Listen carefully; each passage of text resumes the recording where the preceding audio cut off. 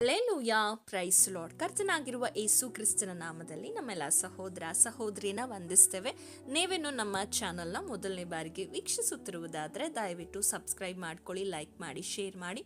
ಹಾಗೂ ನಿಮ್ಮ ಪ್ರಾರ್ಥನಾ ಮನವಿಗಳು ಇರುವುದಾದರೆ ಕೆಳಗೆ ಕಮೆಂಟ್ ಮೂಲಕವಾಗಿ ತಿಳಿಯಪಡಿಸಿ. ಮತ್ತು ನಿಮಗೆ ಕೌನ್ಸಿಲಿಂಗ್ ಬೇಕಾದಲ್ಲಿ ಕೆಳಗೆ ಕೊಟ್ಟಿರುವಂಥ ವಾಟ್ಸಪ್ ನಂಬರನ್ನು, ಸ್ಕ್ರೀನ್ ಮೇಲೆ ಡಿಸ್ಪ್ಲೇ ಆಗ್ತಾ ಇರುವಂಥ ನಂಬರನ್ನು ಸಂಪರ್ಕಿಸಬಹುದಾಗಿದೆ. ಪ್ರತಿ ತಿಂಗಳು ರಾಮನಗರದಲ್ಲಿ ಪ್ರಾರ್ಥನಾ ಕೂಟ ಇರ್ತದೆ. 30ನೇ ತಾರೀಕಿನಂದು ಬರಲಿಕ್ಕೆ ಆಸಕ್ತಿ ಇರುವವರು, ಅದಕ್ಕೆ ಭಾಗವಹಿಸಲಿಕ್ಕೆ ಆಸಕ್ತಿ ಇರುವವರು ನೀವು ಆ ಕೆಳಗೆ ಕೊಟ್ಟಿರುವಂಥ ವಾಟ್ಸಪ್ ನಂಬರ್ನ ಅಥವಾ ಸ್ಕ್ರೀನ್ ಮೇಲೆ ಡಿಸ್ಪ್ಲೇ ಆಗ್ತಾ ಇರುವಂಥ ನಂಬರ್ನ ಸಂಪರ್ಕಿಸಬಹುದಾಗಿದೆ. ನಮ್ಮ ಪ್ರತಿನಿತ್ಯ ನಡೆಯುವಂಥ ಆನ್ಲೈನ್ ಪ್ರಾರ್ಥನೆಗಳಿಗೂ, ಬೈಬಲ್ ಸ್ಟಡಿ, ಮಧ್ಯರಾತ್ರಿ ಪ್ರಾರ್ಥನೆಗಳಿಗೆ ನೀವು ಜಾಯ್ನ್ ಆಗಬೇಕಾದಲ್ಲಿ ವಾಟ್ಸಪ್ ಮೂಲಕ ನಮ್ಮನ್ನು ಸಂಪರ್ಕಿಸಿರಿ. ಕರ್ತನು ನಿಮ್ಮನ್ನು ಆಶೀರ್ವದಿಸಲಿ. ಇಂದಿನ ನಮ್ಮ ಸಂದೇಶ ಭಾಗ ಯಾವುದಾಗಿದೆ ಅಂದರೆ, ನಮ್ಮಲ್ಲಿ ಇರುವಂತಹ ಅನೇಕ 50% ಜನರಿಗೆ ಪ್ರತಿ ದಿನವೂ ಪ್ರಾರ್ಥನೆಯನ್ನ ಮಾಡೋದಕ್ಕೆ ಆಗುತ್ತಾ ಇರೋದಿಲ್ಲ. ಯಾಕೆ ಪ್ರಾರ್ಥನೆಯನ್ನ ಮಾಡುವುದಕ್ಕೆ ಆಗ್ತಾ ಇಲ್ಲ ಎಂಬುದಾಗಿ ನಾವು ಈ ದಿನದಲ್ಲಿ ಕೆಲವೊಂದು ಪಾಯಿಂಟ್ಸ್ಗಳ ಮೂಲಕವಾಗಿ ನಾವು ತಿಳಿದುಕೊಳ್ಳೋಣ. ನಾವು ಯಾಕೆ ಯಾವಾಗಲೂ ಪಾಯಿಂಟ್ಸ್ ಮೂಲಕ ತಿಳಿಯಪಡಿಸ್ತೇವೆ ಅಂದರೆ, ನಿಮಗೆ ಅರ್ಥವಾಗಲಿ ಎಂಬ ಕಾರಣಕ್ಕಾಗಿ ಪಾಯಿಂಟ್ ಆಗಿ ನಿಮಗೆ ತಿಳಿಯಪಡಿಸ್ತಾ ಇದ್ದೇವೆ. ದೇವರು ನಿಮ್ಮನ್ನು ಆಶೀರ್ವದಿಸಲಿ. ಸಂದೇಶ ಪ್ರಾರಂಭಿಸುವುದಕ್ಕಿಂತ ಮುಂಚೆ ಒಂದು ಚಿಕ್ಕ ಪ್ರಾರ್ಥನೆ ಮಾಡಿಕೊಳ್ಳೋಣ. ಪ್ರೀತಿ ಸ್ವರೂಪನಾದ ತಂದೆಯಾದ ದೇವರೇ, ನಿನ್ನ ನಾಮಕ್ಕೆ ಸ್ತುತಿ ಸ್ತೋತ್ರ ಉಂಟಾಗಲಿ. ಕೊಟ್ಟಂತ ಸುಂದರವಾದ ದಿನಕ್ಕಾಗಿ, ಸಮಯಕ್ಕಾಗಿ ನಾವು ಸ್ತೋತ್ರ ಸಲ್ಲಿಸ್ತೇವೆ. ವಿಶೇಷವಾಗಿ ಈ ದಿನದಲ್ಲಿ ಮಾತನಾಡುವುದು ನಾನಲ್ಲ, ನನ್ನ ಸ್ವಂತ ಬುದ್ಧಿ ಜ್ಞಾನದಿಂದಲ್ಲ, ಪರಿಶುದ್ಧಾತ್ಮನೇ ನೀನು ಮಾತನಾಡಿ ಒಬ್ಬೊಬ್ಬರ ಹೃದಯದಲ್ಲಿ ಕಾರ್ಯ ಮಾಡಬೇಕಾಗಿ, ನನ್ನ ಮರೆಮಾಚಿ ನೀವು ಪ್ರಕಟವಾಗಬೇಕಾಗಿ ಯೇಸುವಿನ ನಾಮದಲ್ಲಿ ಬೇಡಿಕೊಳ್ತೇವೆ ತಂದೆ. ಆಮೇನ್ ಆಮೇನ್. ನಮ್ಮೆಲ್ಲರಿಗೂ ಪ್ರತಿನಿತ್ಯ ಪ್ರಾರ್ಥನೆ ಮಾಡಬೇಕು, ಕರ್ತನಲ್ಲಿ ಐಕ್ಯವಾಗಿರಬೇಕೆಂಬುದಕ್ಕಾಗಿ ನಮಗೆ ಆಸೆ ಇರ್ತದೆ. ಆದರೆ ಕೆಲವೊಮ್ಮೆ ನಮ್ಮ ಪ್ರಾರ್ಥನಾ ಜೀವಿತ ಅಥವಾ ನಮ್ಮ ಪ್ರಾರ್ಥನೆ ಕೆಲವೊಂದು ಸಂದರ್ಭದಲ್ಲಿ ಅಥವಾ ಕೆಲವೊಂದು ಘಟನೆಗಳ ಮೂಲಕ ಅಥವಾ ಯಾವುದೋ ಸಮಯದಲ್ಲಿ ಒಂದು ದಿನ ನಿಂತು ಹೋಗ್ತದೆ. ನಿಂತು ಹೋದ ಪ್ರಾರ್ಥನೆ ಎಷ್ಟೋ ಜನರ ಜೀವಿತದಲ್ಲಿ ಇನ್ನೂ ಆರಂಭವಾಗಿಲ್ಲ. ಎಷ್ಟೋ ಜನರು ಪ್ರಾರ್ಥನೆ ಮಾಡುವುದನ್ನು ನಿಲ್ಲಿಸಿ ತಿಂಗಳಾನ್ಗಟ್ಲೆ ಆಗಿರ್ತದೆ, ವರ್ಷಾನ್ಗಟ್ಲೆ ಆಗಿರ್ತದೆ. ಕೆಲವರು ನೋಡುವುದಾದರೆ ತುಂಬ ವರ್ಷಗಳಿಂದ ಪ್ರಾರ್ಥನೆಯಲ್ಲಿ ನಿರಂತರತೆ ಪಡೆದುಕೊಳ್ಬೇಕು, ಮಾಡಬೇಕೆಂಬುದಾಗಿ ಹೊಸ ವರ್ಷ ಬರುವಾಗ ತೀರ್ಮಾನ ತೆಗೆದುಕೊಳ್ತಾರೆ. ಆದರೆ ಜೀವಿತದಲ್ಲಿ ಅದನ್ನು ಅಳವಡಿಸಿಕೊಳ್ಳಿಕ್ಕೆ ಅಥವಾ ಅದನ್ನು ಮಾಡಲಿಕ್ಕೆ ಸಾಧ್ಯ ಆಗ್ತಾ ಇಲ್ಲ. ಯಾಕೆ? ಇದಕ್ಕೆ ಕಾರಣ ಏನೆಂಬುದಾಗಿ ನಾವು ತಿಳಿದುಕೊಳ್ಳಬೇಕು.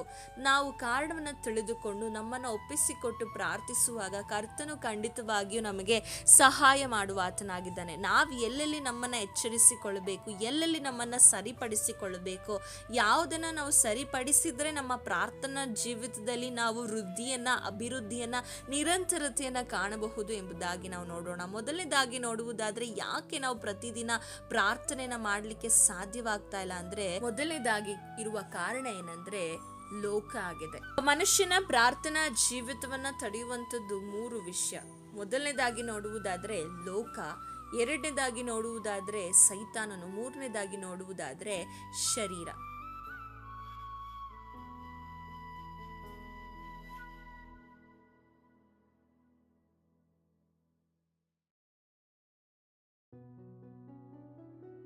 ಹೇಗೆ ನಮ್ಮ ಪ್ರಾರ್ಥನಾ ಜೀವಿತದಲ್ಲಿ ನಮ್ಗೆ ಯಾಕೆ ಪ್ರಾರ್ಥನೆ ಮಾಡ್ಲಿಕ್ಕೆ ಆಗ್ತಾ ಇಲ್ಲ, ಹೇಗೆ ಈ 3 ಕಾರಣಗಳು ನಮ್ಮ ಜೀವಿತದಲ್ಲಿ ಕಾರ್ಯವನ್ನು ಮಾಡ್ತಾ ಇದೆ ಎಂಬುದಾಗಿ ನಾವು ಒಂದೊಂದಾಗಿಯೇ ನಾವು ನೋಡೋಣ. ಮೊದಲನೇದಾಗಿ ನೋಡುವುದಾದರೆ ಲೋಕ. ನಾವು ಪ್ರಾರ್ಥನೆ ಮಾಡಬೇಕು ಎಂಬುದಾಗಿ ತುಂಬ ತೀರ್ಮಾನಗಳನ್ನು ತೆಗೆದುಕೊಂಡು ಕರ್ತನ ಸಮ್ಮುಖದಲ್ಲಿ ಕೂತುಕೊಂಡಿರ್ತೇವೆ.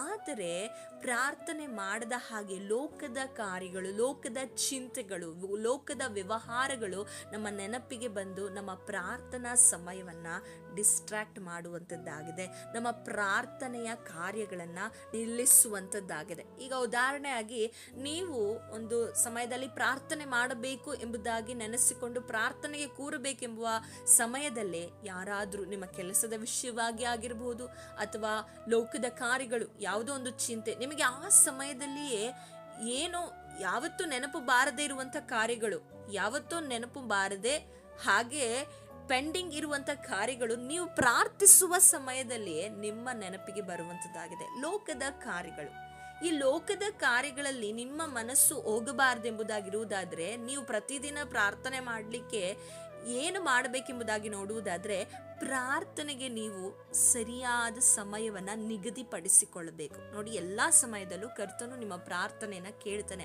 ಆದರೆ ನಾವು ಕರ್ತನಿಗಾಗಿ ಪ್ರಾರ್ಥನೆಗೆ ಸಮಯ ಕೊಡಲು ನಮ್ಮ ಹತ್ರ ಸಮಯನೇ ಇಲ್ಲ ಎಂಬುದಾಗಿ ನಾವು ಯಾವಾಗಲೂ ಹೇಳ್ತೇವೆ. ಈ ಸಮಯ ಇಲ್ಲ ಎಂಬುದಾಗಿ ಹೇಳಿಕೊಂಡು ದೇವರ ಸಮ್ಮುಖದಲ್ಲಿ ಪ್ರಾರ್ಥನಾ ಜೀವಿತ ಇಲ್ಲದೆ ಜೀವಿಸುವಂಥದ್ದು ಇದು ಸರಿಯಾದ ಕ್ರೈಸ್ತತ್ವವಲ್ಲ. ಹಾಗಾದ್ರೆ ದೇವರ ಒಂದು ಸಮ್ಮುಖದಲ್ಲಿ ನಾವು ಪ್ರಾರ್ಥನೆ ನಿರಂತರವಾಗಿರ್ಬೇಕಂದ್ರೆ, ನೀವು ನೋಡಿ, ದಾನಿಯೇಲನ ಜೀವಿತದಲ್ಲಿ ನಿರಂತರತೆ ಇತ್ತು. ಯಾಕೆ ನಿರಂತರತೆ ಇತ್ತಂದ್ರೆ, ಅವನು ಯಥಾ ಪ್ರಕಾರ ಯಾವಾಗಲೂ ಹೋಗಿ ಬೆಳಗ್ಗೆ, ಸಂಜೆ ಮತ್ತೆ ಮುಂಜಾನೆ ಎಲ್ಲ ಮೂರು ವರ್ತಿ ಅವನು ಪ್ರಾರ್ಥನೆ ಮಾಡುತ್ತಾ ಇದ್ದನು. ಯಥಾ ಪ್ರಕಾರವಾಗಿ ಪ್ರಾರ್ಥನೆ ಮಾಡ್ತಾ ಇದ್ದನು. ಹಾಗಾದ್ರೆ ನಿಮ್ಮ ಜೀವಿತದಲ್ಲಿ ಈ ಲೋಕದ ಕಾರ್ಯಗಳಿಂದ ನೀವು ಡಿಸ್ಟ್ರಾಕ್ಟ್ ಆಗಬಾರ್ದು, ಲೋಕದ ಸಂಬಂಧದ ವಿಷಯಗಳಿಂದ ನಿಮ್ಮ ಪ್ರಾರ್ಥನಾ ಜೀವಿತ ಹಾಳಾಗಬಾರ್ದು, ನಾಶವಾಗಬಾರ್ದು, ನಿಲ್ಲಬಾರ್ದು ಎಂಬುದಾಗಿ ಹೇಳುವುದಾದ್ರೆ, ಪ್ರಾರ್ಥನೆಗೆ ಒಂದು ಸಮಯವನ್ನ ನೀವು ನಿಗದಿಪಡಿಸಿಕೊಳ್ಳಿ.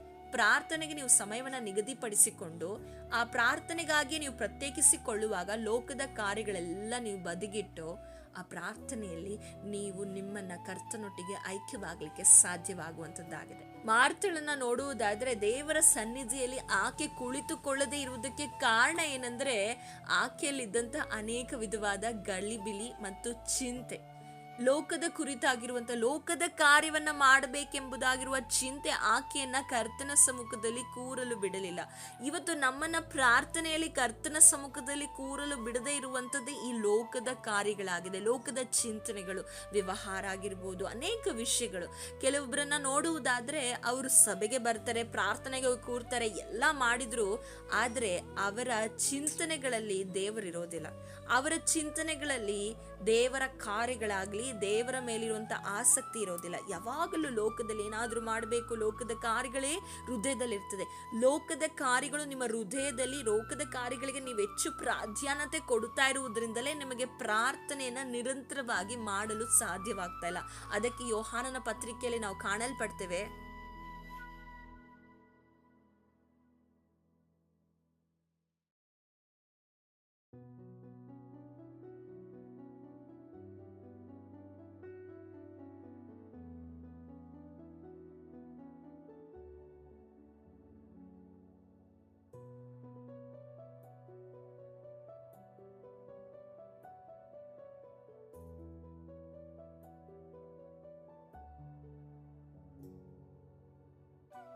ಒಂದು ಯೋಹಾನನು ಬರೆದ ಪತ್ರಿಕೆ 2ನೇ ಅಧ್ಯಾಯ 15ನೇ ವಚನ, ಲೋಕವನ್ನಾಗಲಿ ಲೋಕದಲ್ಲಿರುವವುಗಳನ್ನಾಗಲಿ ಪ್ರೀತಿಸಬೇಡಿರಿ. ಯಾವನಾದರೂ ಲೋಕವನ್ನು ಪ್ರೀತಿಸಿದರೆ ತಂದೆಯ ಮೇಲಣ ಪ್ರೀತಿಯು ಅವನಲ್ಲಿಲ್ಲ.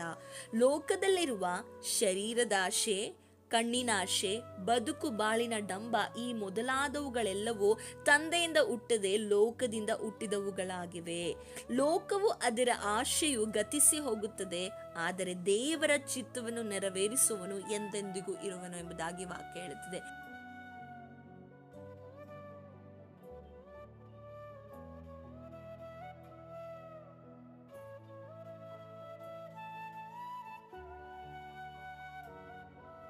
ಲೋಕದ ಕಾರ್ಯಗಳಿಗೆ ನೀವು ಹೆಚ್ಚಾಗಿ ಪ್ರೀತಿ ಮಾಡುವುದರಿಂದಲೇ, ಲೋಕದ ಕಾರ್ಯದ ಮೇಲೆ ನಿಮ್ಮ ಮನಸ್ಸು ಇರುವುದರಿಂದಲೇ ನಿಮ್ಮ ಪ್ರಾರ್ಥನೆಗೆ ಅದು ಅಡ್ಡಿಯಾಗಿರುವಂಥದ್ದಾಗಿದೆ.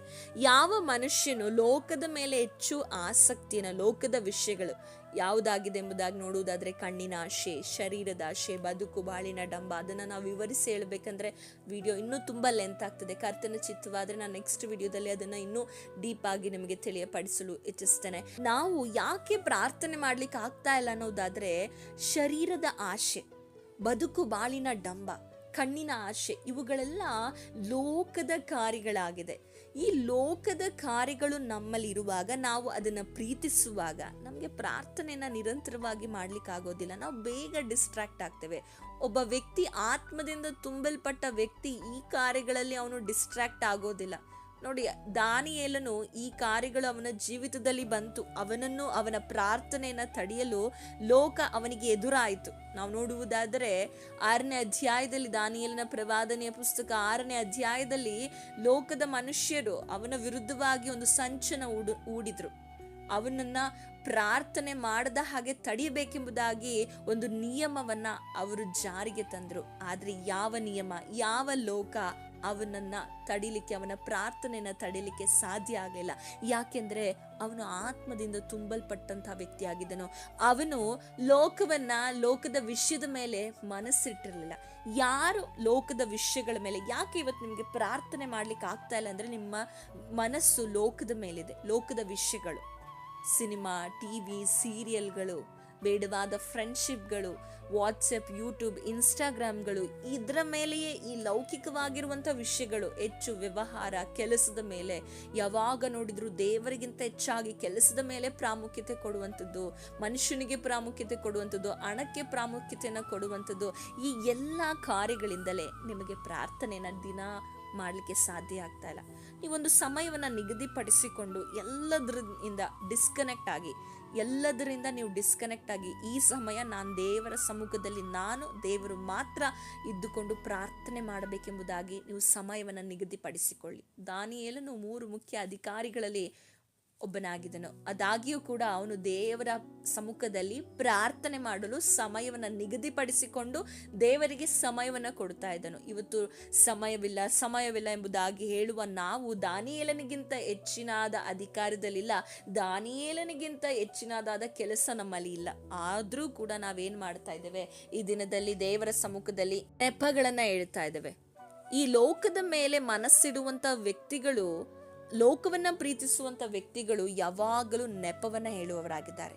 ಕರ್ತನ ಸಮ್ಮುಖದಲ್ಲಿ ಪ್ರಾರ್ಥನೆ ಮಾಡದೇ ಇರುವುದಕ್ಕೆ ನಾವು ನೆಪವನ್ನ ಹೇಳುವುದನ್ನ ಬಿಟ್ಟು, ದೇವರ ಸಮ್ಮುಖದಲ್ಲಿ ನಾವು ಪ್ರಾರ್ಥನೆ ಮಾಡದೇ ಇರುವುದನ್ನ ಅರಿತುಕೊಂಡು ಪ್ರಾರ್ಥನೆ ಮಾಡುವುದಕ್ಕೆ ಸಮಯವನ್ನ ನಿಗದಿಪಡಿಸಿ ಕರ್ತನಿಂದ ನಾವು ಸಹಾಯ ಕೇಳುವವರಾಗಬೇಕು. ಮೊದಲನೇದಾಗಿ ನೋಡುವುದಾದ್ರೆ, ಲೋಕದ ಕಾರ್ಯಗಳಿಂದ ನಮ್ಮ ಪ್ರಾರ್ಥನೆಗೆ ತಡೆ ಉಂಟಾಗ್ತದೆ.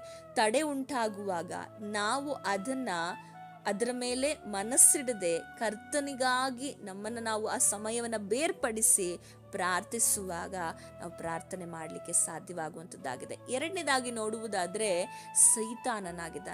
ಸೈತಾನನು ನಮ್ಮ ರಕ್ಷಣಾ ಕವಚವಾಗಿರುವಂಥ ಪ್ರಾರ್ಥನೆಯನ್ನ ಕದ್ದುಕೊಳ್ಳುವುದಕ್ಕೆ ಯಾವಾಗಲೂ ಅನೇಕ ಕಾರ್ಯಗಳ ಮೂಲಕ ನಮ್ಮನ್ನ ಶೋಧಿಸಿ ನಮ್ಮನ್ನ ಸೋಲಿಸಲು ಪ್ರಯತ್ನಿಸುವವನಾಗಿದ್ದಾನೆ. ನಮ್ಮನ್ನ ಪಾಪದಲ್ಲಿ ಬೀಳಿಸಿ ಸೈತಾನನು ನಮ್ಮನ್ನ ಪ್ರಾರ್ಥನೆಯಿಂದ ಹೇಗೆ ದೂರ ಮಾಡ್ತಾನೆ ಅಂದ್ರೆ, ಶೋಧನೆಗಳನ್ನ ಉಂಟು ಮಾಡ್ತಾನೆ. ನಮ್ಮ ಜೀವಿತದಲ್ಲಿ ಶೋಧನೆಗಳನ್ನ ತಂದು ನಾವು ಆ ಶೋಧನೆಯಲ್ಲಿ ಬಿದ್ದು ಹೋಗುವ ಹಾಗೆ ನೋಡಿ, ಪರಿಶೋಧನೆಗೂ ಶೋಧನೆಗೂ ವ್ಯತ್ಯಾಸ ಇದೆ. ಶೋಧನೆ ಮನುಷ್ಯನ ಜೀವಿತದಲ್ಲಿ ಬರುವಾಗ ಅವನು ಅದನ್ನ ಜಯಿಸದೇ ಇದ್ರೆ ಅವನು ಪಾಪದಲ್ಲಿ ಬಿದ್ದು ಹೋಗ್ತಾನೆ. ಆದ್ರೆ ಈ ಶೋಧನೆ ತರುವಂಥದ್ದು ಸೈತಾನನಾಗಿದ್ದಾನೆ. ಪರಿಶೋಧನೆ ಉಂಟಾಗುವುದು ದೇವರಿಂದ. ಪರಿಶೋಧನೆ ನಮ್ಮಲ್ಲಿ ಉಂಟಾಗುವಾಗ ನಾವು ಒಳ್ಳೆ ವ್ಯಕ್ತಿಗಳಾಗಿ, ಕರ್ತನಿಗೆ ಉಪಯೋಗಿಸಲ್ಪಡುವಂತ, ಕರ್ತನಿಗಾಗಿ ಗುಣವುಳ್ಳಂತಹ ವ್ಯಕ್ತಿಗಳಾಗಿ ನಾವು ಮಾರ್ಪಡ್ತೇವೆ. ಆದ್ರೆ ಶೋಧನೆ ನಮ್ಮ ಜೀವಿತದಲ್ಲಿ ದುಷ್ಟನಾದವನು ತಂದು ನಮ್ಮ ಪ್ರಾರ್ಥನಾ ಜೀವಿತವನ್ನ, ನಮ್ಮ ಪ್ರಾರ್ಥನಾ ಕವಚವನ್ನ ದುಷ್ಟನು ಕದ್ದುಕೊಳ್ಳುವವನಾಗಿದ್ದಾನೆ. ಆದ ಕಾರಣವೇ ಸ್ವಾಮಿ ಯಾವಾಗಲೂ ನಮಗೆ ಎಚ್ಚರವಾಗಿದ್ದು ಶೋಧನೆಗೆ ಒಳಗಾಗದಂತೆ ಪ್ರಾರ್ಥನೆ ಮಾಡಿರಿ ಎಂಬುದಾಗಿ ವಾಕ್ಯದಲ್ಲಿ ತಿಳಿಯಪಡಿಸುವಂತದ್ದಾಗಿದೆ. ಎಷ್ಟೋ ಜನರು ಶೋಧಿಸಲ್ಪಟ್ಟು ಪಾಪದಲ್ಲಿ ಬಿದ್ದು ಹೋಗಿದ್ದಾರೆ. ಪಾಪದಲ್ಲಿರುವ ಕಾರಣವೇ ಈ ದಿನದಲ್ಲಿ ನಮಗೆ ಪ್ರಾರ್ಥನೆಯನ್ನ ಮಾಡಲಿಕ್ಕೆ ಸಾಧ್ಯವಾಗ್ತಾ ಇಲ್ಲ. ದುಷ್ಟನಾದ ಸೈತಾನನು ನಿಮ್ಮನ್ನ ಪಾಪದಲ್ಲಿ ಬೀಳಿಸಿ, ನಿಮ್ಮ ಪಾಪಾಪರಾಧಗಳೇ ನಿಮ್ಮ ಜೀವಿತದಲ್ಲಿ ನಿಮಗೆ ಉತ್ತರವನ್ನ ತಂದುಕೊಡದೆ, ಕರ್ತನಿಂದ ಉತ್ತರವನ್ನ ಹೊಂದಿಕೊಳ್ಳಲಿಕ್ಕೆ ಸಾಧ್ಯವಾಗದೆ ದೇವರಿಂದ ದೂರವಾಗಿದ್ದೀರಾ. ಪ್ರೀತಿಯ ಸಹೋದರ ಸಹೋದರಿಯರೇ, ನಿಮ್ಮ ಜೀವಿತದಲ್ಲಿರುವಂತಹ ಮುಚ್ಚಿಟ್ಟಿರುವಂತಹ, ದೇವರ ಸಮ್ಮುಖದಲ್ಲಿ ಒಪ್ಪಿಕೊಳ್ಳದೇ ಇರುವಂತಹ, ಪಶ್ಚಾತ್ತಾಪ ಪಡದೇ ಇರುವಂತಹ ಪಾಪಗಳನ್ನ ಕರ್ತನ ಸಮ್ಮುಖದಲ್ಲಿ ಒಪ್ಪಿಕೊಂಡು ನೀವು ಪ್ರಾರ್ಥಿಸುವಾಗ ಒಪ್ಪಿಕೊಳ್ಳುವಾಗ ಮಾತ್ರವೇ ನಿಮ್ಮ ಜೀವಿತದಲ್ಲಿ ನೀವು ನಿರಂತರವಾಗಿ ಪ್ರಾರ್ಥನೆಯಲ್ಲಿ ಐಕ್ಯವಾಗಿರಲಿಕ್ಕೆ ಸಾಧ್ಯ. ದೇವರ ವಾಕ್ಯ ಹೇಳುತ್ತದೆ, ದೇವರ ಹಸ್ತವು ಅಥವಾ ದೇವರ ಕೈ, ದೇವರ ಕಣ್ಣು, ಕಿವಿ ನಮ್ಮನ್ನು ನೋಡಲಾಗದಂತೆ ಅಥವಾ ನಮ್ಮ ಪ್ರಾರ್ಥನೆಯನ್ನ ಕೇಳಲಾಗದಂತೆ, ನಮ್ಮನ್ನ ಆಶೀರ್ವದಿಸಲಾರದಂತೆ, ರಕ್ಷಿಸಲಾರದಂತೆ ನಮ್ಮ ಪಾಪಾಪರಾಧಗಳೇ ಅಡ್ಡಿಯಾಗಿವೆ ಎಂಬುದಾಗಿ ವಾಕ್ಯವು ನಮಗೆ ತಿಳಿಯಪಡಿಸುವಂಥದ್ದಾಗಿದೆ. ದೇವರ ಸಮ್ಮುಖದಲ್ಲಿ ನಮ್ಮನ್ನ ನಮ್ಮ ಪ್ರಾರ್ಥನಾ ಜೀವಿತವನ್ನ ಇಲ್ಲದಂತೆ ಮಾಡ್ತಾ ಇರುವುದು ನಮ್ಮ ಪಾಪಗಳೇ ಆಗಿದೆ. ಆದ ಕಾರಣ ಸಹೋದರ ಸಹೋದರಿಯರೇ, ನಿಮ್ಮ ಪಾಪಗಳನ್ನು ನೀವು ಒಪ್ಪಿಕೊಂಡು ಕರ್ತನ ಸಮ್ಮುಖದಲ್ಲಿ ನೀವು ಬಿಟ್ಟು ಬಿಡುವುದಾದ್ರೆ, ನೀವು ಒಪ್ಪಿಕೊಂಡು ಬಿಟ್ಟು ಬಿಡುವಾಗ ಕರ್ತನು ನಿಮ್ಮ ಪಾಪವನ್ನ ಕ್ಷಮಿಸುವವನಾಗಿದ್ದಾನೆ. ಪಾಪವು ನಮ್ಮ ಜೀವಿತದಲ್ಲಿರುವಾಗ, ಮನುಷ್ಯನ ಜೀವಿತದಲ್ಲಿ ಪಾಪ ಇರುವಾಗ ದೇವರ ಮಹಿಮೆಯಿಂದ ದೂರ ಮಾಡುವಂಥದ್ದಾಗಿದೆ. ದೇವರು ಮನುಷ್ಯನ ಸೃಷ್ಟಿಸಿ ತನ್ನ ಮಹಿಮೆಯಿಂದ ತುಂಬಿಸಿದನು. ಮನುಷ್ಯನು ದೇವರ ಮಹಿಮೆಯನ್ನ ತುಂಬಿಕೊಂಡವನಾಗಿ ದೇವರ ಮಹಿಮೆಯಿಂದ ಆವರಿಸಲ್ಪಟ್ಟಿದ್ದನು. ಯಾವಾಗ ಪಾಪವು ಅವನ ಜೀವಿತಕ್ಕೆ ಆಗಮನವಾಯಿತು, ಆ ಸಮಯದಲ್ಲಿ ದೇವರ ಮಹಿಮೆಯು ಕಳಚಿಬಿತ್ತು, ದೇವರ ಮಹಿಮೆಯನ್ನು ಕಳಕೊಂಡನು. ಹಾಗಾಗಿ ಪಾಪವು ನಮ್ಮ ಜೀವಿತದಲ್ಲಿ ಇರುವಾಗ ದೇವ ಮಹಿಮೆಯಿಂದ ನಮ್ಮನ್ನು ದೂರ ಮಾಡುವಂಥದ್ದಾಗಿದೆ. ಹಾಗೆ ಪಾಪದ ಜೀವಿತ ಇಟ್ಟುಕೊಂಡು ನಮ್ಮ ಜೀವಿತದಲ್ಲಿ ದೇವರಿಂದ ಉತ್ತರವನ್ನು ಕೂಡ ಕಂಡುಕೊಳ್ಳಲಿಕ್ಕೆ ಸಾಧ್ಯ ಆಗೋದಿಲ್ಲ. ನಾವು ನೋಡುತ್ತೇವೆ ಯೆಶಾಯನ ಪ್ರವಾದನೆ ಗ್ರಂಥ 59ನೇ ಅಧ್ಯಾಯ 1ನೇ ವಚನ, ಇಗೋ ಯೆಹೋವನ ಹಸ್ತವು ರಕ್ಷಿಸಲಾರದಂತೆ ಮೋಟುಗೈಯಲ್ಲ, ಆತನ ಕಿವಿಯು ಕೇಳಲಾರದ ಹಾಗೆ ಕಿವುಡಲ್ಲ. ಆದರೆ ನಿಮ್ಮ ಪಾಪಾಪರಾಧಗಳೇ ನಿಮ್ಮ ದೇವರಿಂದ ನಿಮ್ಮನ್ನು ಅಗಲಿಸುತ್ತಾ ಬಂದಿವೆ. ನಿಮ್ಮ ಪಾಪಗಳೇ ಆತನು ಕೇಳಲಾರದಂತೆ ಆತನ ಮುಖಕ್ಕೆ ಅಡ್ಡವಾಗಿವೆ. ನೋಡಿ, ನಮ್ಮ ಪ್ರಾರ್ಥನೆಗಳು ಕೇಳಲಿಕ್ಕೆ ಆಗದೇ ಇರುವ ಹಾಗೆ ಪಾಪಗಳೇ ಅವುಗಳಿಗೆ ಅಡ್ಡಿಯಾಗಿದೆ. ಸಹೋದರಿಯರೇ, ನಾವು ಪ್ರಾರ್ಥಿಸಿದರೂ ನಮಗೆ ಉತ್ತರ ಸಿಗದ ಹಾಗೆ, ನಂತರ ನಾವು ದೇವರ ಸಮ್ಮುಖದಲ್ಲಿ ನಮ್ಮ ಪ್ರಾರ್ಥನಾ ಜೀವಿತದಲ್ಲಿ ನಿರಂತರತೆಯನ್ನು ನಾವು ಕಾಣಲಿಕ್ಕೆ ಸಾಧ್ಯ ಆಗದೇ ಇರುವುದೇ ಪಾಪವಾಗಿದೆ. ಅದಕ್ಕೆ ಸೊಲೊಮೋನನು ಹೇಳುವ ಹಾಗೆ, ದೋಷವನ್ನು ಮುಚ್ಚಿಟ್ಟುಕೊಳ್ಳುವವನಿಗೆ ಶುಭವಾಗುವುದಿಲ್ಲ, ಅದನ್ನು ಒಪ್ಪಿಕೊಂಡು ಬಿಟ್ಟು ಬಿಡುವವನಿಗೆ ಆಶೀರ್ವಾದವನ್ನು ಪಡೆದುಕೊಳ್ಳುವವನೆಂಬುದಾಗಿ ವಾಕ್ಯ ಹೇಳ್ತಿದೆ. ಹಾಗಾದರೆ ನಿಮ್ಮಲ್ಲಿ ಯಾವುದಾದ್ರೂ ದೋಷವನ್ನು ಇಟ್ಟುಕೊಂಡು ನನಗೆ ಪ್ರಾರ್ಥನೆ ಮಾಡಲಿಕ್ಕೆ ಆಗ್ತಾ ಇಲ್ಲ ಎಂಬುದಾಗಿರುವುದನ್ನು ಬಿಟ್ಟು ದೇವರ ಸಮ್ಮುಖದಲ್ಲಿ, ಹೌದಪ್ಪ ನಾನು ಪಾಪಿಯಾಗಿದ್ದೇನೆ, ನೀವು ಪಶ್ಚಾತ್ತಾಪ ಪಡುವುದಾದರೆ, ನಿಮ್ಮ ಮನಸ್ಸನ್ನು ನೀವು ಕುಗ್ಗಿಸಲ್ಪಡುವುದಾದರೆ, ಕರ್ತನ ಸಮ್ಮುಖದಲ್ಲಿ ನೀವು ತಗ್ಗಿಸಿಕೊಂಡು ಜಜ್ಜಲ್ಪಟ್ಟಂಥ ಮನೋಭಾವನೆ ಉಳ್ಳವರಾಗಿ ದೇವರ ಸಮ್ಮುಖದಲ್ಲಿ ನೀವು ಬರುವುದಾದರೆ, ಖಂಡಿತವಾಗಿಯೂ ಕರ್ತನು ನಿಮ್ಮ ಜೀವಿತವನ್ನು ಬದಲಾಯಿಸುವವನಾಗಿದ್ದಾನೆ. ಪಾಪವು ನಿಮ್ಮ ಜೀವಿತದಲ್ಲಿ ಶುದ್ಧೀಕರಿಸಲ್ಪಡುವಾಗ, ಪಾಪವು ನೀಗಲ್ಪಡುವಾಗ ನೀವು ಪ್ರಾರ್ಥನೆಯಲ್ಲಿ ನಿರಂತರವಾಗಿ ಇರಲಿಕ್ಕೆ ಸಾಧ್ಯವಾಗುವಂಥದ್ದಾಗಿದೆ. ಸೈತಾನನು ನಿಮ್ಮನ್ನ ಪಾಪದಲ್ಲಿ ಬೀಳಿಸಿ ದೇವರಿಂದ ದೂರಪಡಿಸಿ ನೀವು ಪ್ರಾರ್ಥನೆ ಮಾಡದ ಹಾಗೆ ಸೈತಾನನು ಕಾರ್ಯ ಮಾಡುವವನಾಗಿದ್ದಾನೆ. ಆದ ಕಾರಣ ಸೈತಾನನಿಗೆ ಅವಕಾಶ ಕೊಡಬೇಡಿರಿ, ದೇವರಿಗೆ ಒಳಗಾಗಿರಿ. ದೇವರಿಗೆ ಒಳಗಾಗುವಾಗ ಮಾತ್ರವೇ ನೀವು ಸೈತಾನನನ್ನು ಎದುರಿಸಲಿಕ್ಕೆ ಸಾಧ್ಯ. ದೇವರಿಗೆ ಒಳಗಾಗುವುದು ಹೇಗೆ? ಪ್ರಾರ್ಥನೆ ಮೂಲಕ. ನೀವು ಪ್ರಾರ್ಥನೆ ಮಾಡದೆ ಕರ್ತನ ಸಮ್ಮುಖದಲ್ಲಿ ನೀವು ದೇವರೊಂದಿಗೆ ಒಂದು ಐಕ್ಯವಾಗಿರುವ ಸಂಬಂಧವನ್ನು ನೀವು ಇಟ್ಟುಕೊಳ್ಳದೆ ಸೈತಾನನ ಗೆಲ್ಲಲು ಸಾಧ್ಯವಿಲ್ಲ. ಹಾಗಾದರೆ ನಿಮ್ಮ ಜೀವಿತದಲ್ಲಿ ನೀವು ಯಾಕೆ ಇನ್ನೂ ಪ್ರಾರ್ಥನೆಯನ್ನು ಮಾಡಲಿಕ್ಕೆ ಸಾಧ್ಯವಾಗ್ತಾ ಇಲ್ಲ ಎಂಬುದಾಗಿ ನೋಡುವುದಾದರೆ, ಕಾರಣ ನಿಮ್ಮಲ್ಲಿರುವ ಪಾಪ. ನಿಮ್ಮಲ್ಲಿ ಜೀವಂತವಾಗಿರುವ ಪಾಪಗಳೇ ನಿಮ್ಮ ಜೀವಿತದಲ್ಲಿ ಪ್ರಾರ್ಥನೆಯನ್ನು ಮಾಡಲಿಕ್ಕೆ ಬಿಡ್ತಾ ಇಲ್ಲ. ಆದ ಕಾರಣ ಆ ಪಾಪಗಳನ್ನು ಕರ್ತನ ಸಮ್ಮುಖದಲ್ಲಿ ಒಪ್ಪಿಕೊಂಡು ಅದನ್ನು ಬಿಟ್ಟು ಬಿಡಿರಿ. ನಂತರ ನಾವು ನೋಡುವುದಾದರೆ ಶರೀರ ನಮ್ಮ ಜೀವಿತದಲ್ಲಿ ನಾವು ಪ್ರಾರ್ಥನೆ ಮಾಡದಂತೆ ಅನೇಕ ವಿಧವಾದ ಬಲಹೀನತೆಗಳನ್ನು ತರುವಂಥದ್ದಾಗಿದೆ. ಶರೀರದ ಮೂಲಕ ಲೋಕವನ್ನು ಸೈತಾನನು ನಮಗೆ ಆಕರ್ಷಿಸಿ ನಾವು ಪ್ರಾರ್ಥನೆ ಮಾಡದೇ ಇರುವ ಹಾಗೆ ದುಷ್ಟನು ಕಾರ್ಯ ಮಾಡ್ತಾನೆ. ಈ ಮೂರು ಹೇಗೆ ಕನೆಕ್ಟ್ ಆಗಿದೆ ಎಂಬುದಾಗಿ ನೀವು ತಿಳಿದುಕೊಳ್ಬೋದು. ಶರೀರವೇ ನಮ್ಮ ದೊಡ್ಡ ಶತ್ರುವಾಗಿದೆ. ಅದಕ್ಕೆ ಗಲಾತ್ಯ ಪತ್ರಿಕೆಯಲ್ಲಿ ಪೌಲನು ಗಲಾತ್ಯ ಸಭೆಗೆ ಬರೆಯುವಾಗ ಹೀಗೆ ಬರೀತಾನೆ. ನಾವು ಆ ವಚನವನ್ನು ಓದಿಕೊಳ್ಳೋಣ. ಗಲಾತ್ಯದವರಿಗೆ ಬರೆದ ಪತ್ರಿಕೆ 5ನೇ ಅಧ್ಯಾಯ 17ನೇ ವಚನ. ಯಾಕೆಂದರೆ ಶರೀರ ಭಾವ ಅಭಿಲಾಷಿಸುವುದು ಆತ್ಮನಿಗೆ ವಿರುದ್ಧವಾಗಿದೆ, ಆತ್ಮನು ಅಭಿಲಾಷಿಸುವುದು ಶರೀರ ಭಾವಕ್ಕೆ ವಿರುದ್ಧವಾಗಿದೆ. ನೀವು ಮಾಡಲಿಚ್ಛಿಸುವುದನ್ನು ಮಾಡದಂತೆ ಇವು ಒಂದಕ್ಕೊಂದು ಹೋರಾಡುತ್ತವೆ. ದೇವರ ವಾಕ್ಯ ಹೇಳ್ತಾ ಇದೆ, ನಾವು ಯಾವುದನ್ನ ಮಾಡಲು ಇಚ್ಛಿಸ್ತೇವೋ ಮಾಡದಂತೆ ಒಂದಕ್ಕೊಂದು ಹೋರಾಡ್ತದೆ. ಯಾವುದು? ಶರೀರ ಮತ್ತೆ ಆತ್ಮ. ಉದಾಹರಣೆಯಾಗಿ ನೀವು ಪ್ರಾರ್ಥನೆ ಮಾಡಬೇಕೆಂಬುದಾಗಿ ನಿಮ್ಮ ಆತ್ಮ ನಿಮ್ಮನ್ನು ಪ್ರೇರೇಪಿಸಿ ಪ್ರಾರ್ಥಿಸು ಎಂಬುದಾಗಿ ಹೇಳುವಾಗ ನಿಮ್ಮ ಶರೀರ ಬೇಡ, ಈಗ ನೀನು ತುಂಬ ಟಯರ್ಡ್ ಆಗಿದೆಯಾ, ನೀನು ತುಂಬ ಕೆಲಸ ಮಾಡಿದ್ಯಾ, ನಿನಗೆ ಆ ಕೆಲಸವಿದೆ, ನೀನು ಇದನ್ನು ಮಾಡಬೇಕು, ನಿನ್ನ ಜೀವಿತದಲ್ಲಿ ಇದೊಂದು ಬಲಹೀನತೆ ಇದೆಯಲ್ಲ, ಶಾರೀರಿಕವಾಗಿ ನಿನಗೆ ಬಲಹೀನತೆ ಇದೆ, ನೀನು ದೇವರಿಗೆ ನಿನ್ನ ಬಲಹೀನತೆಗಳು ಗೊತ್ತುಂಟು, ನೀನು ಸ್ತೋತ್ರ ಹೇಳಿದ್ರೆ ಸಾಕು, ದೇವರದನ್ನು ಕೇಳ್ತಾರೆ, ದೇವರ ಅರ್ಥ ಮಾಡಿಕೊಳ್ತಾರೆ ಎಂಬುದಾಗಿ ಅನೇಕರು ಇವತ್ತು ಏನು ಮಾಡ್ತಾ ಇದ್ದಾರೆ, ಇದೇ ನೆಪಗಳನ್ನು ಹೇಳಿ ಪ್ರಾರ್ಥನೆಯನ್ನು ಮಾಡ್ತಾ ಇಲ್ಲ. ಬೆಳಗಿಂದ ಸಂಜೆವರೆಗೂ ಕೆಲಸ ಮಾಡಲಿಕ್ಕೆ ಶಕ್ತಿ ಇರ್ತದೆ, ಬೆಳಗಿಂದ ಸಂಜೆವರೆಗೂ ವಿದ್ಯಾಭ್ಯಾಸವನ್ನು ಹಾಗೆ ಕಾಲೇಜ್ಗಳಲ್ಲಿ ಹೋಗ್ಲಿಕ್ಕೆ, ಬೇರೆಲ್ಲ ಕಾರ್ಯ ಮಾಡಲಿಕ್ಕೆ, ಏನೆಲ್ಲ ಎಂಜಾಯ್ ಮಾಡಲಿಕ್ಕೆ ಶರೀರಕ್ಕೆ ಬಲ ಇರ್ತದೆ. ಆದರೆ ಪ್ರಾರ್ಥನೆ ಅಂತ ಹೇಳುವಾಗ ಶರೀರ ಅನೇಕ ನೆಪಗಳನ್ನು, ಅನೇಕ ಬಲಹೀನತೆಗಳನ್ನು ಹೇಳುವಂಥದ್ದಾಗಿದೆ. ನಮ್ಮ ಶರೀರವು ನಮ್ಮ ಶತ್ರುವಾಗಿದೆ. ಯಾಕೆಂದರೆ ಈ ಶರೀರ ಯಾವುದಕ್ಕೆ ಆಕರ್ಷಣೆ ಒಳಪಡ್ತದೆ, ಯಾವುದಕ್ಕೆ ಆಕರ್ಷಿತವಾಗ್ತದೆ ಅಂದರೆ ಲೋಕಕ್ಕೆ ಆಕರ್ಷಿತವಾಗ್ತದೆ. ಲೋಕದಲ್ಲಿರುವಂತಹ ಶರೀರದ ಆಶೆ, ಕಣ್ಣಿನ ಆಶೆ, ಬದುಕು ಬಾಳಿನ ಡಂಬಕ್ಕೆ, ಈ ಮೊದಲಾದವುಗಳಿಗೆ ಈ ಶರೀರವು ಆಕರ್ಷಿತವಾಗ್ತದೆ. ಆಕರ್ಷಣೆಯನ್ನು ಇಟ್ಟುಕೊಂಡು ದುಷ್ಟನಾದವನು ನಮ್ಮನ್ನು ಪಾಪದೊಳಗೆ ಬೀಳಿಸುವವನಾಗಿದ್ದಾನೆ. ಯಾಕೆಂದರೆ ಈ ಲೋಕವನ್ನು ಆಳ್ವಿಕೆ ಮಾಡುವವನು, ಈ ಲೋಕದಲ್ಲಿರುವ ಪಾಪ, ಈ ಲೋಕದಲ್ಲಿರುವಂಥ ಕಾರ್ಯಗಳೆಲ್ಲ ದೇವರಿಂದ ಹುಟ್ಟಿರುವಂಥದ್ದಲ್ಲ, ಇದು ದುಷ್ಟನಾಗಿರುವಂಥ ಸೈತಾನನಿಂದ ಹುಟ್ಟಿರುವಂಥದ್ದಾಗಿದೆ. ಸೈತಾನನು ಲೋಕವನ್ನು ಉಪಯೋಗಿಸಿಕೊಂಡು ನಮ್ಮನ್ನು ಪಾಪದೊಳಗೆ ಬೀಳಿಸಿ ನಾವು ಪ್ರಾರ್ಥಿಸದ ಹಾಗೆ ನಮ್ಮನ್ನು ತಡೆ ಮಾಡುವಂಥದ್ದಾಗಿದೆ. ನೋಡಿ, ಶರೀರ ನಮಗೊಂದು ದೊಡ್ಡ ಶತ್ರುವಾಗಿದೆ. ನಾವು ಮಾಡಬೇಕು, ಆತ್ಮಿಕವಾಗಿ ಪ್ರಾರ್ಥನೆ ಮಾಡಬೇಕು, ವಾಕ್ಯದಲ್ಲಿ ಓದಬೇಕು, ನಂಬಿಕೆಯಲ್ಲಿ ನಿಂತುಕೊಳ್ಬೇಕು, ಅನೇಕ ಕಾರ್ಯಗಳನ್ನ ಕರ್ತನಿಗಾಗಿ ಮಾಡಬೇಕೆಂಬುದಾಗಿ ಆತ್ಮ ನಮ್ಮನ್ನು ಪ್ರೇರೇಪಿಸುವಾಗ ನಮ್ಮ ಶರೀರವು ಅದನ್ನು ತಡೆಯುವಂಥದ್ದಾಗಿದೆ. ಶರೀರ ಯಾಕೆ ತಡೀತದೆ ಅಂದರೆ ಶರೀರ ಆಕರ್ಷಣೆಗೊಳ್ಳುವಂಥದ್ದು ಲೋಕಕ್ಕಾಗಿದೆ, ಲೋಕದ ಮೇಲೆ ಶರೀರದ ಕಾರ್ಯಗಳು. ಯಾಕೆಂದರೆ ಶರೀರ ಬೇಗ ಏನು ಮಾಡ್ತದೆ ಎಂಬುದಾಗಿ ನೋಡುವುದಾದರೆ ಲೋಕದ ಕಾರ್ಯಗಳನ್ನು ನೋಡುವಾಗ ಆಕರ್ಷಣೆಗೊಳಗಾಗಿ ಬಿಡ್ತದೆ.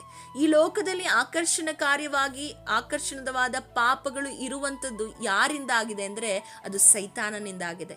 ಸೈತಾನನು ಲೋಕವನ್ನು ಉಪಯೋಗಿಸಿಕೊಂಡು ನಮ್ಮ ಶರೀರದ ಮೂಲಕ ನಮ್ಮನ್ನು ದೇವರಿಂದ ದೂರಪಡಿಸಿ ನಾವು ಪ್ರಾರ್ಥನೆಯಲ್ಲಿ ನಿಲ್ಲದ ಹಾಗೆ, ಪ್ರಾರ್ಥನೆಯನ್ನು ಪ್ರತಿದಿನ ಮಾಡದ ಹಾಗೆ ತಡೆಯುವವನಾಗಿದ್ದಾನೆ. ಆದ ಕಾರಣ ಸೈತಾನ ಕುತಂತ್ರಗಳನ್ನು ನಾವು ಅರಿತುಕೊಂಡು ಕರ್ತನ ಸಮ್ಮುಖ ಶರೀರದ ಮೇಲೆ ನಾವು ಜಯವನ್ನು ಹೊಂದಿಕೊಳ್ಳಬೇಕು. ಹಾಗಾದರೆ ಹೇಗೆ ಈ ಶರೀರದ ಮೇಲೆ, ಶರೀರ ನಮ್ಮ ವಿರುದ್ಧವಾಗಿ ಕಾರ್ಯ ಮಾಡದ ಹಾಗೆ ಜಯವನ್ನು ಹೊಂದಿಕೊಳ್ಳಬೇಕೆಂಬುದಾಗಿ ನೋಡುವುದಾದರೆ ಅದೇ ಮೇಲಿನ ವಚನವನ್ನು ಓದಿಕೊಳ್ಳೋಣ. ಗಲಾತ್ಯದವರಿಗೆ ಬರೆದ ಪತ್ರಿಕೆ 5ನೇ ಅಧ್ಯಾಯ 16ನೇ ವಚನವನ್ನು ಓದುವುದಾದರೆ, ನಾನು ಹೇಳುವುದೇನೆಂದರೆ ಪವಿತ್ರಾತ್ಮನನ್ನು ಅನುಸರಿಸಿ ನಡೆದುಕೊಳ್ಳಿರಿ, ಆಗ ನೀವು ಶರೀರ ಭಾವದ ಅಭಿಲಾಷೆಗಳನ್ನು ಎಷ್ಟು ಮಾತ್ರಕ್ಕೂ ನೆರವೇರಿಸುವುದಿಲ್ಲ. ಹಾಗಾದರೆ ಹೇಗೆ ಈ ಶರೀರ ಭಾವದ ಅಭಿಲಾಷೆಗಳನ್ನು ನಾವು ನೆರವೇರಿಸದೇ ಇರುವುದಂದರೆ ಪರಿಶುದ್ಧಾತ್ಮನನ್ನು ಅನುಸರಿಸಿ ನಡೆಯುವಾಗ. ಪರಿಶುದ್ಧಾತ್ಮನನ್ನು ಅನುಸರಿಸಿ ನಡೆಯೋದಂದರೆ ನಮ್ಮನ್ನು ಪರಿಶುದ್ಧಾತ್ಮನ ಕರೆಗಳಿಗೆ ಒಪ್ಪಿಸಿಕೊಟ್ಟು ನಮ್ಮ ಕಾರ್ಯವನ್ನು ನಾನು ಅನ್ನುವಂಥದ್ದನ್ನು ಸಾಯಿಸಿ ದೇವರ ಸಮ್ಮುಖದಲ್ಲಿ ನಾವು ತಗ್ಗಿಸಿಕೊಳ್ಳುವಾಗ. ಪ್ರೀತಿಯ ಸಹೋದರ ಸಹೋದರಿಯರೇ, ಕರ್ತನ ದಿನವು ಅತಿ ಸಮೀಪವಾಗಿದೆ. ನಾವಿನ್ನೂ ನಮ್ಮನ್ನು ಸರಿಪಡಿಸಿಕೊಳ್ಳದೆ ದೇವರ ವಾಕ್ಯದ ಎಚ್ಚರಿಕೆಯನ್ನು ನಾವು ಕಿವಿಕೊಳ್ಳದೆ ಇರುವುದಾದರೆ, ಕೇಳಿಸಿಕೊಳ್ಳದೆ ಅದನ್ನು ಸ್ವೀಕರಿಸೋ ಅಳವಡಿಸಿಕೊಳ್ಳದೆ ಇರುವುದಾದರೆ ನಾವು ಕರ್ತನ ಸಮ್ಮುಖದಲ್ಲಿ ಕರ್ತನು ಬರುವಾಗ ನಾವು ಕೈ ಬಿಡಲ್ಪಡುವವರಾಗಿರ್ತೇವೆ. ಕರ್ತನಿಂದ ನಾವು ಆ ಪರಲೋಕ ರಾಜ್ಯವನ್ನು ನಾವು ಕಳೆದುಕೊಳ್ತೇವೆ. ಪರಲೋಕ ರಾಜ್ಯವನ್ನು ನಾವು ಕಳೆದುಕೊಳ್ಳಬಾರದು. ಕರ್ತನೊಂದಿಗೆ ನಾವು ಸೇರಬೇಕೆಂಬುದಾಗಿ ಇರುವುದಾದರೆ ನಾವು ಆತನ ರಾಜ್ಯಕ್ಕಾಗಿ ಆತನಲ್ಲಿ ನಾವು ಮೊದಲು ಸಮರ್ಪಣೆ ಮಾಡಿಕೊಳ್ಳಬೇಕು. ನಮ್ಮಲ್ಲಿ ನಾನು ಅನ್ನೋದನ್ನು ತೆಗೆದು ಹಾಕಿ ದೇವರ ಸಮ್ಮುಖದಲ್ಲಿ, ದೇವರೇ ನಿನ್ನ ಪರಿಶುದ್ಧಾತ್ಮನ ಏನು ಹೇಳ್ತಾನೋ ಅದನ್ನು ನಾನು ಅನುಸರಿಸಬೇಕು. ಯಾವಾಗ ನಾವು ಈ ಪರಿಶುದ್ಧಾತ್ಮನ ಅನುಸರಣೆಯಲ್ಲಿ ನಾವು ನಡೀತೇವೋ ಶರೀರ ಭಾವದ ಕಾರ್ಯಗಳನ್ನು ಕೆಲವೊಮ್ಮೆ ಪರಿಶುದ್ಧಾತ್ಮ ನಮಗೆ ಪ್ರೇರೇಪಿಸ್ತಾ ಇರ್ತಾನೆ, ಪ್ರಾರ್ಥನೆ ಮಾಡೆಂಬುದಾಗಿ. ಶರೀರ ಹೇಳ್ತಾ ಇರ್ತದೆ ಬೇಡ ಬೇಡ, ಆದರೆ ಈ ಆತ್ಮನ ಅನುಸಾರವಾಗಿ ನಾವು ನಡೆಯುವಾಗ ಆ ಪ್ರಾರ್ಥನೆ ಮಾಡದೆ ನಮ್ಮನ್ನು ತಡೆಯುವಂಥ ಈ ಶರೀರದ ಕಾರ್ಯದ ಮೇಲೆ ಜಯವನ್ನು ನಾವು ಹೊಂದಿಕೊಳ್ತೇವೆ. ನಮಗಿನ್ನೂ ಯಾಕೆ ಜಯನ ನಾವು ಹೊಂದಿಕೊಳ್ತಾ ಇಲ್ಲ ಅಂದರೆ ನಾವಿನ್ನೂ ಶರೀರದ ಕಾರ್ಯಗಳ ಮೇಲೆ ಹೆಚ್ಚು ಮನಸ್ಸನ್ನು ಇಟ್ಟಿದ್ದೇವೆ. ಶರೀರ ಏನು ಹೇಳ್ತದೋ ಅದನ್ನು ನಾವು ಕೇಳ್ತಾ ಇದ್ದೇವೆ. ಶರೀರವನ್ನು ನಮಗೆ ಜಯಿಸ್ಲಿಕ್ಕೆ ಸಾಧ್ಯ ಆಗ್ತಾ ಇಲ್ಲ. ಶರೀರ ಲೋಕಕ್ಕೆ ಆಕರ್ಷಣೆಗೊಳ್ಳುವಾಗ ನಾವು ಅದರಲ್ಲಿ ಬಿದ್ದು ಹೋಗುವವರಾಗಿದ್ದೇವೆ. ಆದರೆ ದುಷ್ಟನಾದವನ ಕುತಂತ್ರವನ್ನ ಅರಿತಂತ ನಾವು ಶರೀರವನ್ನ ಉಪಯೋಗಿಸಿಕೊಂಡು ಲೋಕದ ಮೂಲಕವಾಗಿ ಸೈತಾನನು ನಮ್ಮ ಮೇಲೆ ಆಳ್ವಿಕೆ ಮಾಡುವವನಾಗಿದ್ದಾನೆ. ಅವನ ಆಳ್ವಿಕೆಗೆ ನಾವು ಒಪ್ಪಿಸಿಕೊಡದೆ ಪರಿಶುದ್ಧಾತ್ಮನನ್ನ ಅನುಸರಿಸಿ ನಾವು ನಡೆಯೋಣ. ಸೊ ಈ ದಿನದಲ್ಲಿ ನಿಮ್ಮ ಪ್ರಾರ್ಥನಾ ಜೀವಿತಕ್ಕೆ ಅಡ್ಡಿಯಾಗಿರುವ ಕಾರ್ಯ ಏನಂದ್ರೆ, ದುಷ್ಟನಾದವನು ಹೀಗೆ ನಿಮ್ಮನ್ನು ಬೀಳಿಸೋನಾಗಿದ್ದಾನೆ. ಹಾಗಾದ್ರೆ ಯಾಕೆ ಇನ್ನೂ ನೀವು ಪ್ರಾರ್ಥನೆನ ಮಾಡಲಿಕ್ಕೆ ಸಾಧ್ಯ ಆಗ್ತಾ ಇಲ್ಲ ಎಂಬುದಾಗಿ ನೋಡುವುದಾದ್ರೆ, ಶರೀರ ಆಗಿದೆ, ಶರೀರದ ಕಾರ್ಯಗಳು. ಕೆಲವೊಮ್ಮೆ ನಿಮ್ಮ ಶರೀರದ ಇಚ್ಛೆಗಳು, ಪ್ರಾರ್ಥನೆ ಮಾಡುವ ಸಮಯದಲ್ಲಿ ಕಣ್ಣಿನ ಆಶೆಯನ್ನು ಪೂರೈಸುವಂಥದ್ದು, ಪ್ರಾರ್ಥನೆ ಮಾಡುವಂಥ ಸಮಯದಲ್ಲಿ ನಿಮ್ಮ ಜೀವಿತದಲ್ಲಿ ಬೇಡವಾದಂಥ ಕಾರ್ಯಗಳಿಗೆ ಫ್ರೆಂಡ್ಸ್ ಜೊತೆ ಸುತ್ತಾಡುವಂಥದ್ದು, ಪ್ರಾರ್ಥನೆ ಮಾಡುವ ಸಮಯವನ್ನು ಬಿಟ್ಟು, ಆರಾಧನೆ ಮಾಡುವ ಸಮಯವನ್ನು ಬಿಟ್ಟು, ಚರ್ಚಿಗೆ ಹೋಗುವ ಸಮಯವನ್ನು ಬಿಟ್ಟು ಎಷ್ಟೋ ಜನ ಟ್ರಿಪ್ಗಳಿಗೆ ಹೋಗ್ತಾ ಇದ್ದಾರೆ. ಯಾಕೆ? ಲೋಕದ ಕಾರ್ಯಗಳಿಗೆ ಆಕರ್ಷತೆ ಆಗ್ತಾ ಇದ್ದಾರೆ. ಲೋಕದ ಕಾರ್ಯಗಳಿಗೆ ಆಕರ್ಷಣೆಗೊಂಡು ಎಲ್ಲರಂತೆ, ಲೋಕದಲ್ಲಿರುವಂತಹ ಜನರಂತೆ ನಾವು ಕೂಡ ಆಗಬೇಕೆಂಬುದಾಗಿರುವಂಥ ಮನಸ್ಥಿತಿಗಳೇ ಇಂದು ನಿಮ್ಮ ಪ್ರಾರ್ಥನೆಯನ್ನು ನಿಮ್ಮ ಜೀವಿತದಲ್ಲಿ ನಿರಂತರತೆ ಇಲ್ಲದಂತೆ ಮಾಡಿರುವಂಥದ್ದಾಗಿದೆ. ಸಹೋದರ ಸಹೋದರಿಯರೇ, ನಿಮ್ಮ ಜೀವಿತದಲ್ಲಿ ನಿಮ್ಮ ದೇಹವು ನಿಮ್ಮ ಆತ್ಮವನ್ನ ಪಡಿಸುತ್ತಿರುವುದಾದರೆ ಈ ಸಮಯದಲ್ಲಿ ಕರ್ತನ ಸಮ್ಮುಖದಲ್ಲಿ ನೀವು ಒಪ್ಪಿಸಿಕೊಡಿರಿ. ಆತ್ಮಕ್ಕೆ ಆಸಕ್ತಿ ಇದ್ರೂ ದೇಹವು ಪ್ರಾರ್ಥನೆಗೆ ಸೋಮಾರಿತನ ತೋರಿಸುವಂಥದ್ದಾಗಿದೆ. ಈ ಸೋಮಾರಿತನವನ್ನ ನಾವು ಬದಿಗಿಟ್ಟು ಕರ್ತನ ಸಮ್ಮುಖದಲ್ಲಿ ಆಸಕ್ತಿ ಉಳ್ಳವರಾಗಿ ನಾವು ಪ್ರಾರ್ಥನೆ ಮಾಡಬೇಕು. ಆಸಕ್ತಿ ಉಳ್ಳವರಾಗಿ ಪ್ರಾರ್ಥನೆ ಮಾಡಬೇಕಂದ್ರೆ ಶರೀರದ ಕಾರ್ಯಗಳು, ಶರೀರದ ಮೂಲಕವಾಗಿ ಲೋಕದ ಕಾರ್ಯಗಳಲ್ಲಿ ನಾವು ಆಸಕ್ತಿಯನ್ನು ಹೊಂದಿಕೊಳ್ಳಬಾರ್ದು. ಲೋಕದ ಕಾರ್ಯಗಳ ಮೇಲೆ ಮನಸ್ಸಿಡಬಾರ್ದು. ಆ ಮನಸ್ಸಿಡುವಾಗಲೇ ಸೈತಾನನು ನಮ್ಮನ್ನ ಬೀಳಿಸೋನಾಗಿದ್ದಾನೆ. ಮತ್ತೆ ನಮಗೆ ಕೆಲವೊಮ್ಮೆ ದುಷ್ಟನು ಹೇಗೆ ಕಾರ್ಯ ಮಾಡ್ತಾನೆ ಅಂದ್ರೆ, ಲೋಕವನ್ನ ನಮಗೆ ತೋರಿಸಿ ಪ್ರಾರ್ಥಿಸದ ಹಾಗೆ ನಮ್ಮ ಮನಸ್ಸುಗಳನ್ನ ಗಲಿಬಿಲಿ ಪಡಿಸ್ತಾನೆ. ಹೇಗೆಂಬುದಾಗಿ ನೋಡುವುದಾದ್ರೆ, ಲೋಕದಲ್ಲಿರುವಂತ ಬೇರೊಬ್ಬರನ್ನ ನೋಡು, ಎಷ್ಟು ಪ್ರಾರ್ಥನೆ ಮಾಡ್ತಾ ಇದೀಯಾ, ಆದ್ರೂ ನೀನು ಪ್ರಾರ್ಥನೆ ಮಾಡಿದ್ರು ನಿನಗೆ ಉತ್ತರ ಸಿಗ್ತಾ ಇಲ್ಲ. ಈ ಉತ್ತರ ಸಿಗದೆ ಇರುವ ಸಮಯದಲ್ಲಿ ಎಷ್ಟೋ ಕ್ರೈಸ್ತರು, ವಿಶ್ವಾಸಿಗಳು ಏನ್ ಮಾಡ್ತಾರೆ, ಪ್ರಾರ್ಥನೆ ಮಾಡುವುದನ್ನ ನಿಲ್ಲಿಸಿ ಬಿಡ್ತಾರೆ. ನೀವು ಪ್ರಾರ್ಥನೆ ಮಾಡುವುದನ್ನು ನಿಲ್ಲಿಸಬೇಡಿ, ಪ್ರಾರ್ಥನೆಯನ್ನು ನಿರಂತರವಾಗಿ ಮಾಡಿ. ಕರ್ತನು ತಕ್ಕ ಸಮಯದಲ್ಲಿ ನಿಮ್ಮ ಪ್ರಾರ್ಥನೆಗೆ ಉತ್ತರ ಕೊಡುವವನಾಗಿದ್ದಾನೆ. ನಾವು ನೋಡುವುದಾದ್ರೆ, ಸೈತಾನನು ಅನೇಕರನ್ನ ಲೋಕವನ್ನ ತೋರಿಸಿ, ನೋಡಿ ಅವ್ರು ಏನು ಮಾಡುವುದಿಲ್ಲ, ಪಾಪದಲ್ಲೇ ಜೀವಿಸ್ತಾ ಇದ್ದಾರೆ, ಎಲ್ಲಾ ಕಾರ್ಯಗಳನ್ನ ಮಾಡ್ತಾ ಇದ್ದಾರೆ, ಅವರು ಆಶೀರ್ವಾದವಾಗಿದ್ದಾರೆ, ಅವರು ಉತ್ತರವನ್ನ ಹೊಂದಿಕೊಂಡಿದ್ದಾರೆ ಎಂಬುದಾಗಿ ಲೋಕವನ್ನ ತೋರಿಸಿ ಅನೇಕ ಸಮಯದಲ್ಲಿ ಪ್ರಾರ್ಥನೆಯನ್ನ ನಾವು ಮಾಡದ ಹಾಗೆ ಪ್ರಾರ್ಥನೆಯಲ್ಲಿ ನಮಗೊಂದು ಬೇಸರಿಕೆಯನ್ನ ಉಂಟು ಮಾಡುವವನಾಗಿದ್ದಾನೆ. ನಾವು ಎಚ್ಚರವಾಗಿರಬೇಕು. ಹಾಗೆ ಮತ್ತೆ ಪ್ರಾರ್ಥನೆ ಮಾಡುವಾಗ ನಂಬಿಕೆಯ ಕೊರತೆ ಇರುವಾಗಲೂ ನಮಗೆ ಪ್ರತಿದಿನ ಪ್ರಾರ್ಥನೆ ಮಾಡ್ಲಿಕ್ಕಾಗಲ್ಲ. ಯಾವಾಗ ನೀವು ಪ್ರಾರ್ಥನೆಯಲ್ಲಿ ಹಾಗೇ ಆಗ್ತದೆ ಎಂಬುದಾಗಿ ನೀವು ನಂಬಿಕೊಳ್ತಿರೋ, ಆ ನಂಬಿಕೆಯು ನಿಮ್ಮನ್ನ ಪ್ರತಿನಿತ್ಯವೂ, ಹೌದು ನಾನು ಹೊಂದದೇ ಇರುವಂಥ ಕಾರ್ಯಗಳು, ಆಗದೇ ಇರುವ ಕಾರ್ಯಗಳು ಖಂಡಿತವಾಗಿಯೂ ಪ್ರಾರ್ಥನೆಯಲ್ಲಿ ನೆರವೇರ್ತದೆ ಎಂಬುದಾಗಿ ಇರುವಂಥ ಭರವಸೆ ನಿಮ್ಮಲ್ಲಿ ಇರುವುದಾದರೆ, ಖಂಡಿತವಾಗಿಯೂ ಎಷ್ಟೇ ಕಠಿಣ ಪರಿಸ್ಥಿತಿ ಬಂದರೂ, ಏನೇ ಹೋರಾಟ ಬಂದರೂ, ಏನೇ ಲೋಕದ ಕಾರ್ಯಗಳು ನಿಮಗೆ ಅಡ್ಡಿಯಾದರೂ, ದುಷ್ಟನ ಕಾರ್ಯಗಳು, ಶರೀರದ ಕಾರ್ಯಗಳ ಅಡ್ಡಿಯಾದರೂ, ನಂಬಿಕೆ ನಿಮ್ಮಲ್ಲಿ ಇರುವುದಾದರೆ ನೀವು ಖಂಡಿತವಾಗಿಯೂ ಪ್ರಾರ್ಥಿಸ್ತೀರ. ಅದಕ್ಕೆ ವಾಕ್ಯ ಹೇಳ್ತದೆ, ನಂಬಿಕೆ ಇಲ್ಲದೆ ದೇವರನ್ನ ಮೆಚ್ಚಿಸುವುದು ಅಸಾಧ್ಯ. ನೀವು ನಂಬಿಕೊಂಡು ಪ್ರಾರ್ಥನೆಯಲ್ಲಿ ಏನೇನು ಬೇಡಿಕೊಳ್ತಿರೋ ಅದನ್ನೆಲ್ಲ ನೀವು ಹೊಂದಿಕೊಳ್ತೀರೆಂಬುದಾಗಿ ದೇವರ ವಾಕ್ಯ ಹೇಳ್ತದೆ. ಹಾಗಾದರೆ ಸಹೋದರ ಸಹೋದರಿಯರೇ, ನೀವು ನಂಬಿಕೊಳ್ಳುವುದಾದರೆ ನಿಮ್ಮ ಜೀವಿತದಲ್ಲಿರುವಂಥ ದುಷ್ಟನ ಕಾರ್ಯದಿಂದ ನೀವು ಬಿಡುಗಡೆ ಹೊಂದುತ್ತೀರಾ. ನೀವು ನಂಬಿಕೊಳ್ಳುವುದಾದರೆ ದೇವರ ಸಮ್ಮುಖದಲ್ಲಿ ಉತ್ತರವನ್ನು ಹೊಂದಿಕೊಳ್ತೀರಾ. ಹಾಗೆ ಪ್ರತಿದಿನವೂ ನೀವು ಪ್ರಾರ್ಥನೆ ಮಾಡಲಿಕ್ಕೆ ಸಾಧ್ಯವಾಗುವಂಥದ್ದಾಗಿದೆ.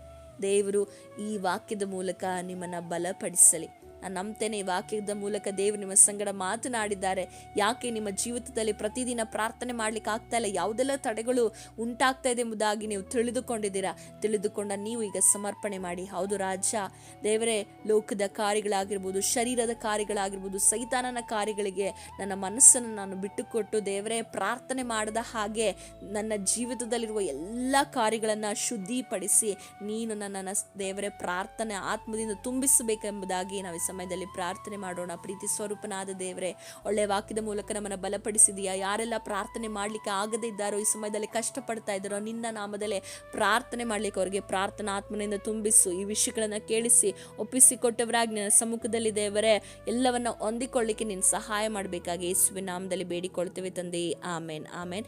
ದೇವರು ಈ ವಾಕ್ಯದ ಮೂಲಕ ನಿಮ್ಮನ್ನು ಆಶೀರ್ವದಿಸಲಿ. Thanks for watching. God bless you.